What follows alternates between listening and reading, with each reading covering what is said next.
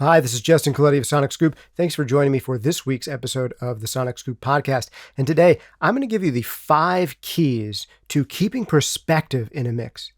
Because one of the most important things when it comes to mixing or mastering or producing anything audio, anything music production, is not just managing the music we're working on and the tracks we're working on. It's managing ourselves. And one of the biggest killers and makers of bad sounding mixes is lack of perspective and mismanaged perspective. A lot of us have a lot of trouble early on switching back and forth between zooming in and zooming out, and knowing when and how to kind of slow down and listen to the big picture and figure out, am I actually making things better? And some of us get led astray when we get zoomed in so far and we start fiddling around with changes that might not even make a difference. You might know that I'm a big proponent of this 80-20 approach to audio engineering. I have a really popular podcast episode about it. You can search that 80-20 approach to audio engineering, Colletti or SonicScoop or whatever. You're going to find it. And in there, I go into the idea of the big wins being the most important. And what are the big wins that you can focus on in your work that are going to give you the majority of your results? Knowing what those big wins are is one thing, and there's a whole episode about that. But another equally important thing is knowing how to stay on track so that you actually do focus on the big wins instead of getting bogged down in the minutia. And instead of scrambling your brain and your ears over a long mixing session or mastering session or production session, so that you don't start making bad choices or second guessing all of your choices to begin with. And I really think it does come down to these 5 key habits.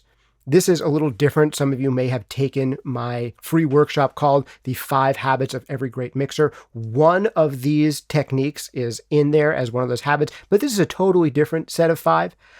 I think it's going to be exceptionally useful to you. So let's get into the 5 keys to managing your perspective for making better mixes. Before we get into it, I've just got to give the briefest of shout outs to our sponsors, the most important sponsor always being you. Thank you for sponsoring this podcast. How do you sponsor this podcast? With your likes, also with your love, but likes are accepted, particularly if you're watching on YouTube. And if you subscribe and hit the notifications bell, that's even better still. Or if you're listening on one of the audio-only formats like Apple Podcasts or Spotify, consider giving us a rating and review. It really does help spread the word. But really the best way to sponsor this podcast is by sponsoring yourself. Check out one of our full-length courses like Mixing Breakthroughs. It will change the way that you mix forever for the better or your money back. It's going to make your finishing rate go way up, while it makes your time to complete mixes go way down, while it makes your quality and creativity go up. Is all of that really possible in one course? Absolutely. There have been thousands of students who've taken this course so far, and the testimonials and feedback and before and afters we hear are absolutely astounding. Try out for yourself with no risk and a 30-day money-back guarantee at mixingbreakthroughs.com. Or if you want to learn everything that I know about mastering, which is what I do these days, day in, day out, you can check that out at masteringdemystified.com. A couple of last quick shout outs. Sound Toys, making some of my favorite creative mixing effects in the known universe. Try out anything they make for free for 30 days over at soundtoys.com. And also sponsoring this month, Antelope Audio, maker of great interfaces, often DSP-powered interfaces that give you extra juice for mixing with their excellent Antelope effects, or recording with super high quality effects going in with practically zero latency. They also have a superb line of modeling microphones that I've tried out here on this very channel. So check them out at antelopeaudio.com. All right, let's get into it. The 5 keys to keeping better perspective in a mix so you can have better results in your mix. A couple of these maybe you've heard before, but maybe you're not doing them yet. And if so, I hope that this conversation we're having today is going to help you actually take these ideas and put them into practice. So they're not just something you kind of know you should be doing in the back of your head, but there's something that front and center that you actually start doing. But a couple of these are also going to be things that you might not have heard of before because people don't talk about them very much, but they're super important. So let's dive right in. I'll start with some of the more obvious ones and we'll get maybe a little bit more esoteric as we go along.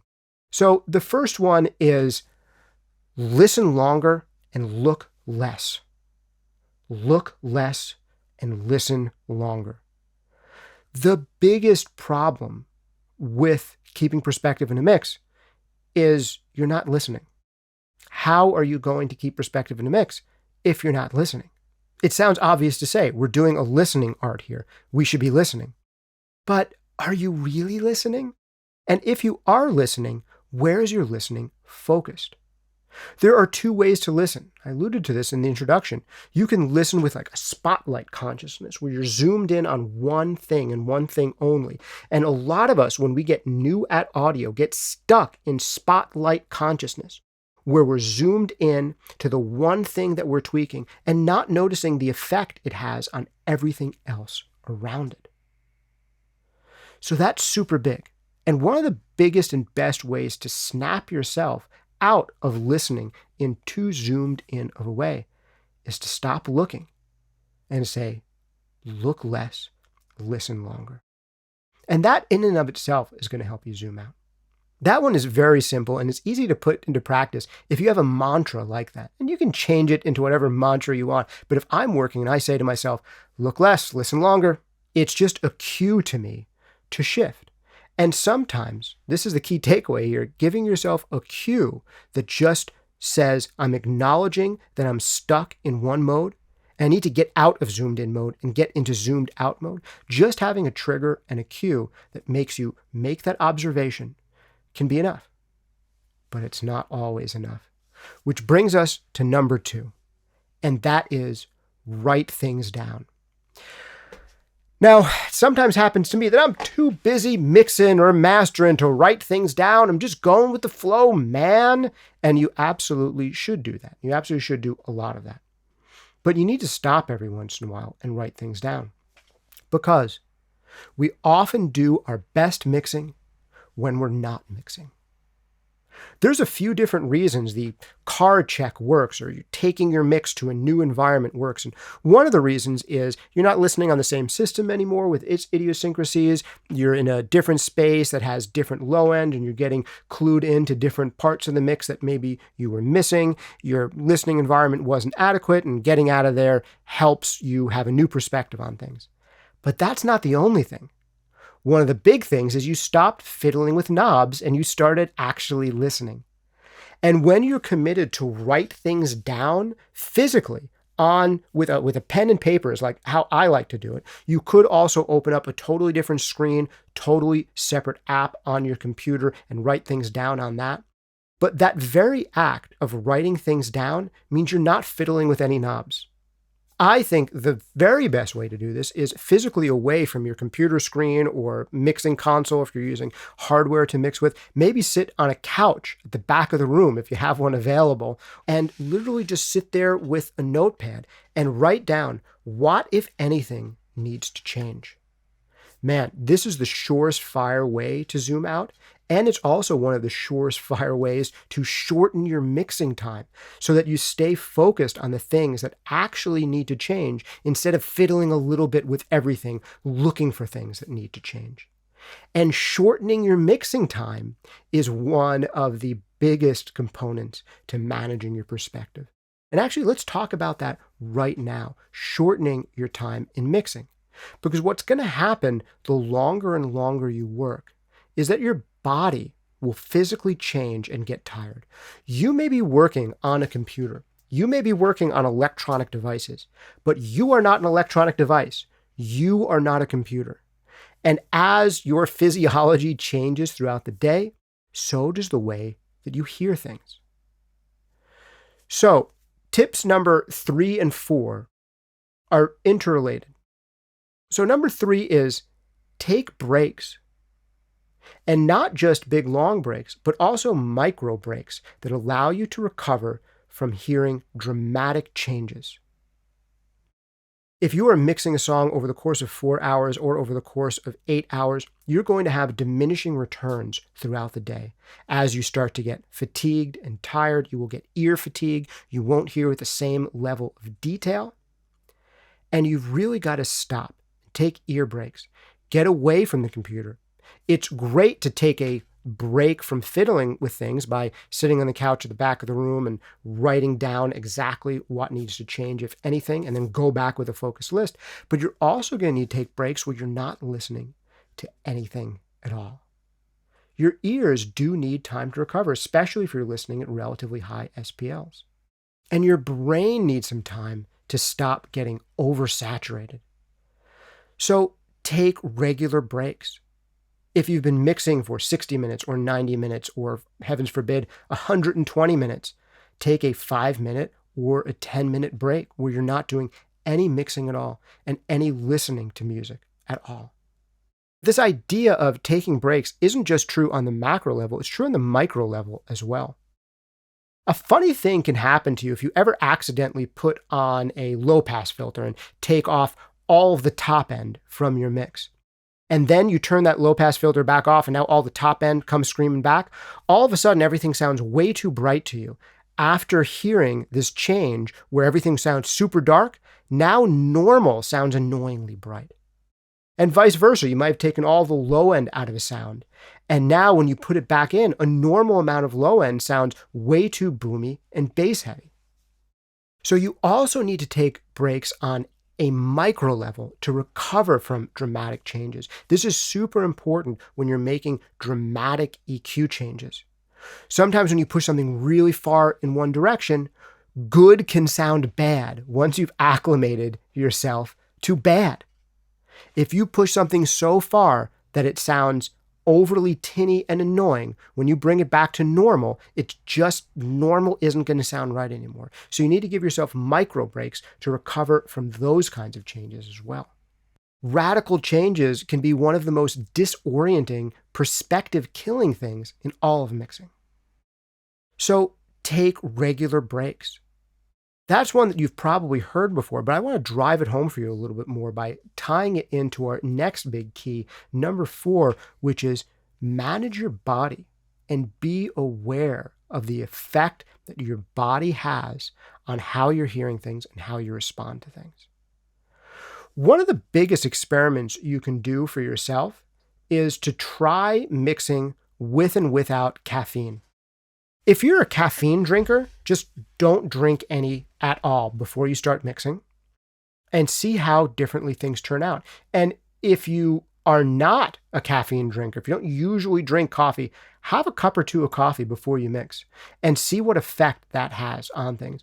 You'll generally find that stimulant use, like caffeine, tea, Red Bull, coffee, whatever, hopefully not anything harder than that. We're not in the 1970s here, but any stimulant, whatever it is, will tend to make you want to mix brighter and push things to have more top end, to be more articulate, more clear.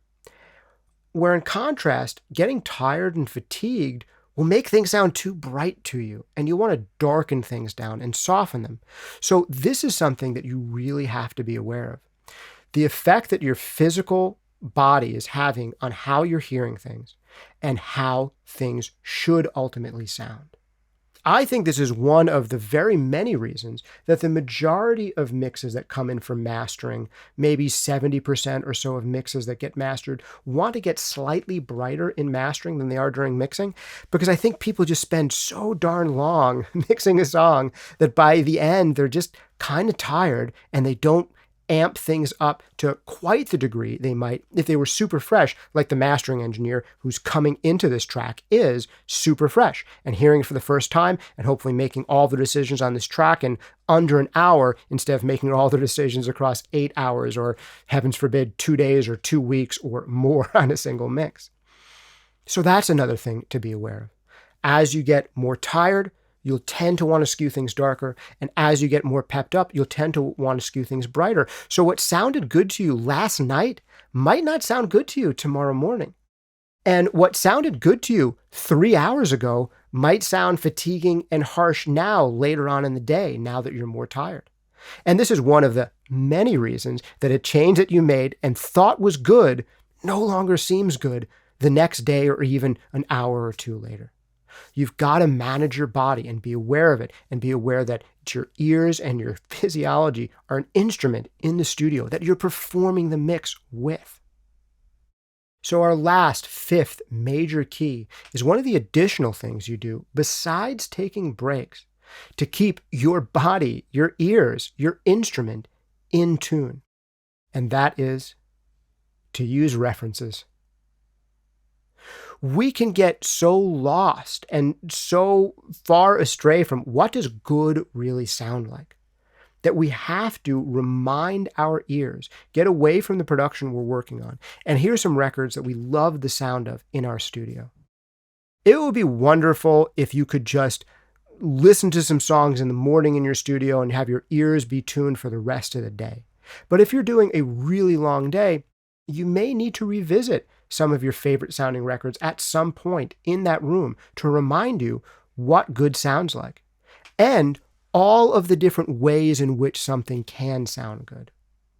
There are right and wrong ways to use references, in my opinion, or at least productive and counterproductive ways. And I've got a full episode on that right here on this podcast. I'll see if I can link to it here on screen or in the show notes down below. But you want to use references differently depending on which stage of production you're in.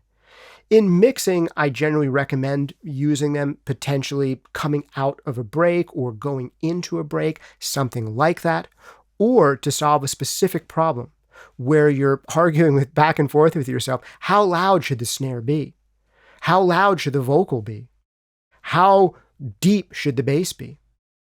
And then you can go and listen to how that specific problem was solved on a few of your favorite records, just to remind yourself of different approaches to a good level for snare, to remind yourself that there's a range of potential levels that can work, and that will also hip you to the fact that, hey, maybe you are way off from where so many of your favorite records are, and maybe you should trend a little bit more in the direction that they are.